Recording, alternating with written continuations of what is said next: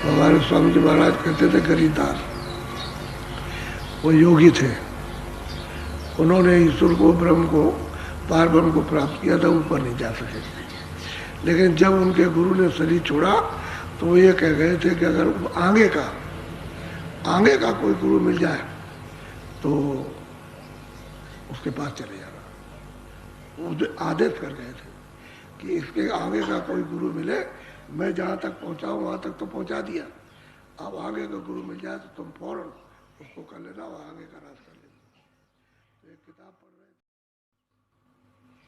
उसमें लिखा हुआ था वहाँ तक तो पहुँच गए, वो तो उनको दिखाई दे रहा, वो पहुँच गए, वो तो जान रहे, उनको तो पूरा ज्ञान वहाँ का हो गया, आगे का नहीं गए। तो पूछा लोगों से कि भाई ये किताब कहाँ की है? कह लगे तुम चले जाओ हाथरस, वहाँ एक सूर स्वामी रहते हैं, वो संत है, तुम चले जाओ, वहाँ से रास्ता आपको मिल जाएगा।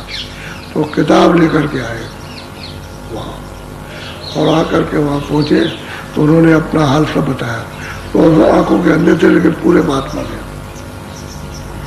तो उन्होंने कहा देखो भाई, मेरा तो 6 महीने का समय रह गया, मैं तो 6 महीने रहूँगा, समझ गया, इसके बाद चला जाऊँगा। साफ साफ कहा, तो तुम ऐसा करो कि आगरे में एक संत पूरे प्रकट हो गए, तो वहाँ चले जाओ, अपना काम करा लो, वहाँ हो जाएगा तुम्हारा काम। उनको बता दिया कि तुम वहाँ चले जाओ, वहाँ से तुम्हारा काम हो जाएगा। तो वहाँ चले गए। जब तक वो जिंदा रहे तब तक वो उस सूर स्वामी की, उस पर जो हाथरस में थे, उसके स्थान पर बराबर जाते रहे, कभी छोड़ा नहीं। यानी इतना एहसान मानते कि उन्होंने हमको यहाँ आए और सही बात बता दी कि मेरा समय हो गया, मैं अब तुम्हारा कोई काम नहीं, तुम चले जाओ और उनसे तुम्हारा काम हो जाएगा। तो वहाँ चले गए तो उनका काम हो गया, उनका तक तो पहुँचे थे, पार ब्रह्म को प्राप्त किया था। आगे ऊपर जाना था वो नहीं मालूम था उनको। तो उन्होंने भी कहा कि भाई तुम्हारा तो काम बनाया, थोड़ा सी रुकावट है, हम इसको सीखिए देते हैं और तुम निकल जाओ। तो वो बनाते थे सोना, एक छोटी सी रखे हुए थे, उसमें वो सब चीज़ें थी। तो वो किसी को सोना बना के बेचते नहीं थे, और जड़ी बूटी कुछ थी उनके पास में, तो जो जरूरत हुई उसको उसे बना दिया।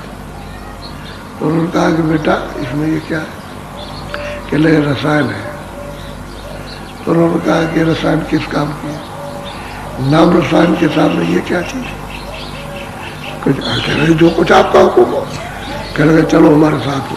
तो साथ उनको ले गए और ले जा करके उन्हीं के हाथ से जमुना जी में टकरा दिया। कह लगे आओ बेटे आओ, अब मैं तुमको बताता हूँ, अब तुम पार जाओगे।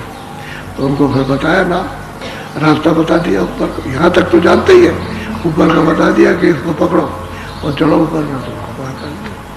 कहने का ये है कि रास्ता जानने वाला पूरा होना चाहिए, पूरा नहीं होगा तो आगे नहीं ले जा सकता। नहीं दोबारा किसी गुरु को करने की क्या जरूरत है?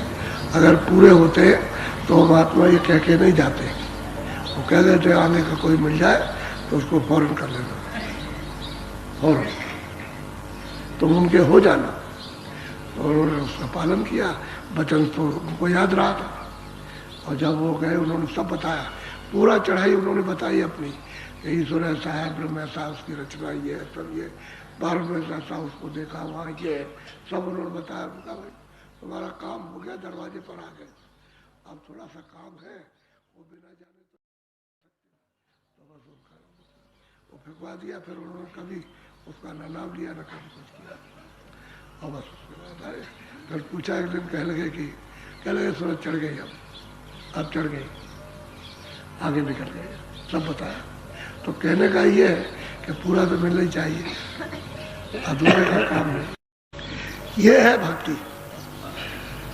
उस गुरु की का पालन किया उन्होंने और कहा कि जो कहीं आगे का मिले उसको आप उसके पास चले जाना, और उन्होंने पालन किया उसका। अच्छा कब किया? खोज लिया, तलाश कर लिया, उनके पास गए, उन्होंने बता दिया।